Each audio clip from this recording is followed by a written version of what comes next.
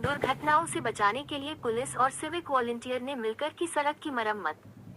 GT road पर गड्ढा बन गया है और इस बरसात के मौसम में इसमें पानी जमा हो जाता है और पैदल चलने वाले लोग दुर्घटना का शिकार हो रहे हैं। इसी बात को ध्यान में रखते हुए इस बार ट्रैफिक पुलिस सड़क की मरम्मत करने उतरी। कुल्टी ट्रैफिक गार्ड के पुलिस कर्मियों ने सिविक वॉलंटियर्स के साथ मिलकर कुल्टी के बिरला मोड़ पर जीटी रोड की मरम्मत की।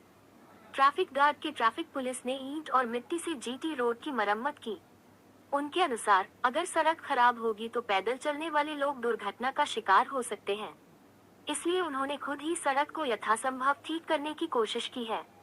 इस पहल की स्थानीय लोगों और आम पैदल चलने वालों ने सराहना की है। ट्रैफिक पुलिस रास्ता बनाले मोटामुटी এটা খুব গাড়া হয়েছিল। গাড়া হওয়ার পরে মানুষের অন্যরকম অসুবিধা হচ্ছিল, দু সাইডে নালি জাম হয়ে যাচ্ছিল, জামে জলটা এদিকে ওভারফ্লো করছিল। এখানে গাড়াটা হয়েছে অনেক মানুষের উপকার হলো, অনেক মানুষ পড়ে যাচ্ছিল, অ্যাক্সিডেন্ট হয়ে যাচ্ছিল।